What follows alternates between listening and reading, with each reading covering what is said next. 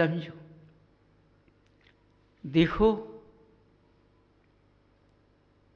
जिस कुल में तुमने जन्म लिया उसमें पवित्रता का ही कारण है। पवित्र बनना चाहिए, अपवित्र नहीं बनना चाहिए। अवक्ष का बिल्कुल लेपन नहीं होना चाहिए, अवक्ष में भ्रमित नहीं होना चाहिए, अवक्ष का पान नहीं करना चाहिए, क्योंकि इससे हमारा शरीर या हमारा पुद्गल अपक्ष बन जाता है, अपवित्र बन जाता है। और इस तरह का भोजन करने से हमारी मन की पवित्रता चली जाती है, हमारा मन पवित्र नहीं रहता है और अपवित्र की ओर हम झुक जाते हैं, चले जाते हैं, हमारा मन बसेरा ले लेता है। समझिए, इसलिए बंधुओं अपने ऊपर बड़ा ध्यान दो कि देखो आगे क्या समय आने वाला है उसका कोई पता नहीं। समझिए, अब तुम्हारा कौन सा त्योहार आने वाला है कि महावीर मोक्ष जाएंगे। महावीर तो प्रातःकाल मोक्ष चले गए हैं, लेकिन उनकी भक्ति और तप से आज जिसका दीपक तुम जलाते हो, दीपमाल का बोलते हो, दीपावली जलाते हो, वो गौतम गणधर को केवल ज्ञान की प्राप्ति हुई। समझो, ज्ञान जाग गया, उन्हें उनके अंदर ऐसा ज्ञान पैदा हो गया, उसमें हम ज्योति जलाते हैं। देखो, जब भगवान के वशीभूत बन जाओगे, उनके चरणों में झुक जाओगे, उनके रास्ते में चल जाओगे, तो तुम्हारे अंदर भी ज्ञान झलक जाएगा। ऐसा ज्ञान झलक जाएगा जो बुझ नहीं सकता है, क्योंकि ज्योत जलाते हो, गाते हो, ज्योत से ज्योत जलाते चलो। समझो, जब हम ज्ञान होगा तो ज्ञानी ज्ञानी ज्ञान की ज्योत जलाएंगे, अज्ञानी अज्ञानी अज्ञान की ज्योत जलाएंगे। तो ज्ञानी बनकर रहो, महावीर को देखकर महावीर की संतान बनो। देखो, समझो, उस दिन का क्या है, त्याग का समय है, भक्षण का समय नहीं है। जिस दिन दीपमालिका जलती है उस वक्त एक आसन का समय है, क्योंकि हमारे महावीर त्याग करके चले गए। त्याग में क्या है, आज हम एक बार ही भोजन करेंगे, चाहे कुछ हो जाए, इतना इंद्रियों में बस में करेंगे। ये कब हुआ, गोधूल, दीपमालिका गोधूल में जलाना चाहिए। उसका समय 5:25 पर सारे दीपक जल जाने चाहिए अपने अपने घरों के। देखो क्या ज्वाला खींचती है, क्या ज्ञान की ज्योत खींचती है, वो अंदर भ्रमित करेगी। मनुष्य क्या है, रात के दीपमालिका जलाता है, रात के दीपमालिका नहीं जलाना चाहिए, क्योंकि कीड़े गिरते हैं, कीड़े उससे जल जाते हैं, उसमें दोष लग जाता है, तुम्हारी दीपमालिका शुद्ध हो जाती है, पवित्र नहीं रहती है। इसलिए देखो बंधुओं, स्वयं देखो, जब दीपमालिका जलती है, ज्योत कैसी खिलती है। इसी तरह से हमारे अंदर भी केवल ज्ञान प्राप्त होना चाहिए। हमारे अंदर भी ज्ञान प्राप्त होना चाहिए। हमारा ज्ञान खाली नहीं आना चाहिए। इसलिए बंधुओं, देखो तुम जब अपने कष्टों को लेकर आए हो, कष्ट भगवान की भक्ति से चले जाएंगे। जैसे दीपक की ज्योत चलती है, उजाला होता है, जब तुम भक्ति करोगे तो तुम्हारी पुद्गल का भी उजाला होगा। जो हमारी है कंचन काया बन जाएगी, हमारे शरीर क्रांतिमान बन जाएगा भगवान की भक्ति से। समझो, इसलिए हम अपने भगवान की शरण में रहकर हम भगवान की भक्ति क्यों नहीं करेंगे। उनका देखो किसका साथ पकड़े। हम गौतम गर्दन ने भगवान की भक्ति की तो उन्हें क्या मिला, सोचो। संध्या समय, समय के निधि का कोई पता नहीं होता है, क्या कब होता है। इसलिए बंधुओं, अपने को स्वयं झांक कर चलो। इस जीवन की रेखा का कोई पता नहीं कब क्या हो जाए, इसलिए संवार कर रखो और इसको संभालो। जहाँ तक है कि हम भगवान की भक्ति में लग करके हम इसको कंचन काया बनाएं, तब महावीर की संतान बन पाएंगे, अन्यथा नहीं बन पाएंगे। इसलिए ऐसी धनतेरस के चक्कर में नहीं पड़ना चाहिए। ऐसी धनतेरस के चक्कर में पड़ना चाहिए जो त्याग की हो, जिसके साथ मोक्ष लक्ष्मी हो।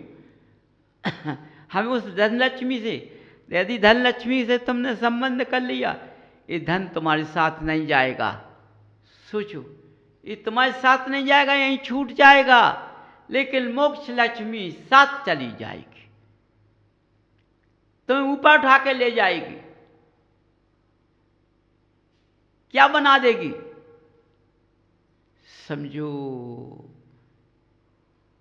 जब तक सूरज चांद रहे, जब तक नाम का नाम रहेगा, समझो। ऐसी लक्ष्मी को प्राप्त करो, ऐसी लक्ष्मी के चक्कर में रहो कि हमें इस लक्ष्मी को प्राप्त करना है। समझो, उसके रास्ते पर चलोगे तो तुम्हारा कल्याण होगा, अन्यथा नहीं। वाणी प्राम।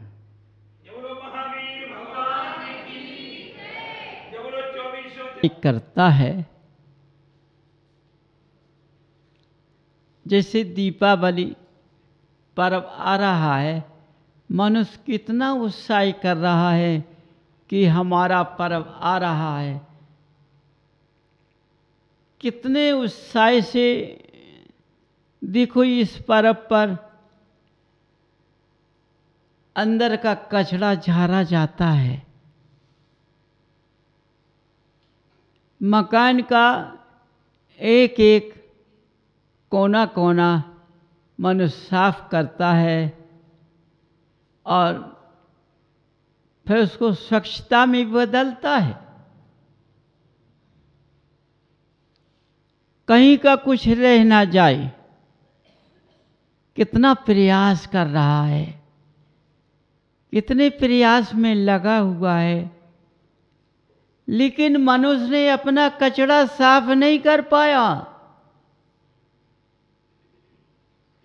मकान का कचरा तो साफ कर रहा है, लेकिन अपने मकान का कचरा साफ नहीं कर पाया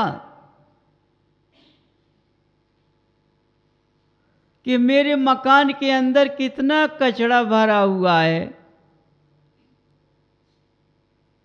सोचो, अरे दो ही मकान तो हैं, रहने वाला, पुद्गल का रहने वाला और जीव का रहने वाला, दो मकान हैं। जिसमें जीव पुद्गल रहता है और जिसमें जीव पुद्गल में रहता है। अरे भाई समझो बंधुओं, जिस तरह मैं मकान के कचरे के साफ में लगा हुआ हूँ, तो ये कचरा हम साफ कर देते हैं और फिर कचरा लग जाता है तो फिर इसको साफ करते हैं। हम प्रतिदिन अपने मकान का कचरा साफ करते हैं, तब ये मकान अच्छा लगता है। कितने कितने कलर से हम मकान को पोतते हैं, कितना सजाते हैं, लेकिन बंधुओं तुमने अपने मकान का कचरा साफ क्यों नहीं किया? अपने मकान का कचरा प्रतिदिन साफ करो ना, अपने मकान को सजाओ ना। देखो इसमें कितने कलर भर जाते हैं, कोई हरा करता है, कोई पीला करता है, कोई नारंगी करता है, कोई गुलाबी करता है, कई कलर हैं। इसलिए मकान के भी कई कलर हैं। देखो, हमसे मन से शुद्धि से रहना है, हमें मन को पवित्र बनाना है, हमें क्रोध अपने मकान से भगाना है, अपने मन के अंदर से अपने अंदर अच्छे भाव बनाना है, अपने मन के अंदर सत्यता को लाना है, अपने मन के अंदर जो है इंद्रियों का त्याग करना है। देखो किस प्रकार से ये अपने मकान को पवित्र बनाना है। यदि तुम्हारा ये मकान पवित्र बन जाएगा तो ये मकान तुम्हारा सुंदर लगेगा। और जिस मकान में तुम रहते हो, यदि तुम्हारा मकान सही नहीं तो वो मकान कहाँ से सही हो जाएगा? बंधुओं समझो, जैसे तुम्हारे भाव मन की पवित्रता होगी, उसी तरह से जिस मकान में रहते हो उसी तरह से वो मकान की पवित्रता शुद्धि में अशुद्धि में बदल जाएगा।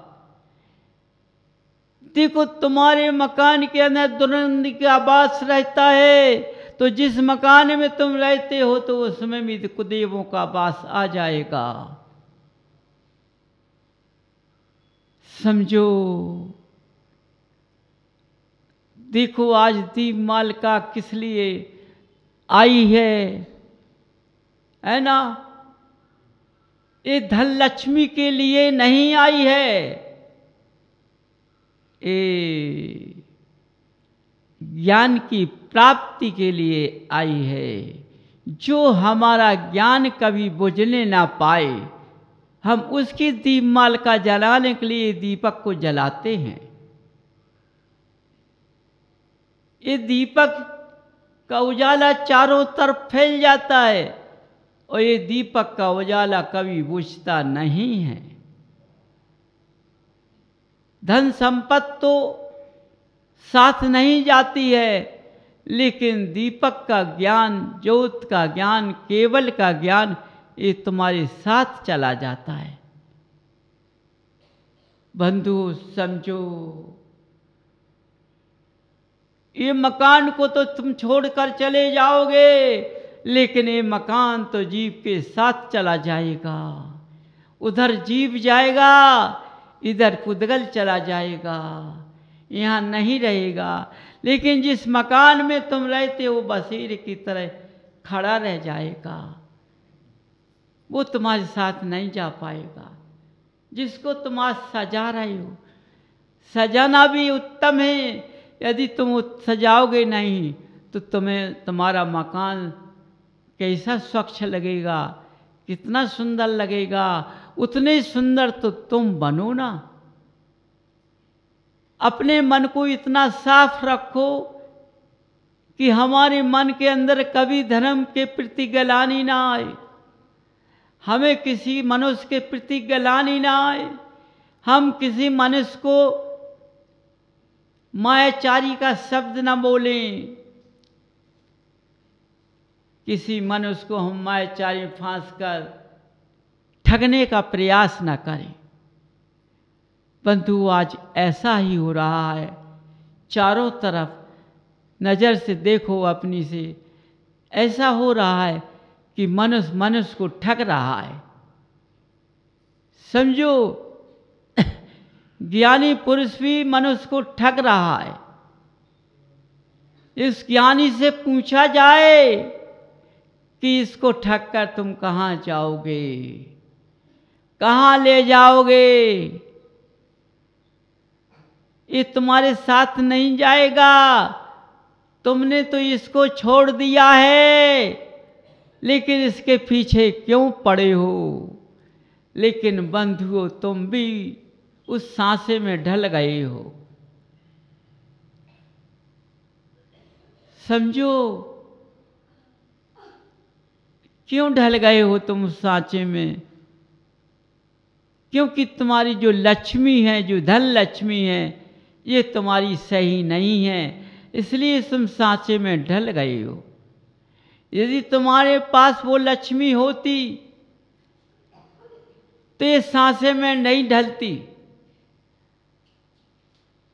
ये तुम्हारे मन का भाव उधर नहीं जाता, मन का भाव पवित्रता में बदलता और ऐसी जगह हमारा धन जाता जो हमसे हमेशा के लिए काम में आता। समझो, देखो, धन ऐसी जगह जाना चाहिए जो हमेशा काम करे। यदि मेरा धन सही नहीं है, इसलिए पानी की तरह चला जाता है। रुपया देते हैं लेकिन दिखता कुछ नहीं है। सोचो, कितना दान दिया, लेकिन मेरे दान का तो महत्व कहीं दिखाई नहीं दे रहा है।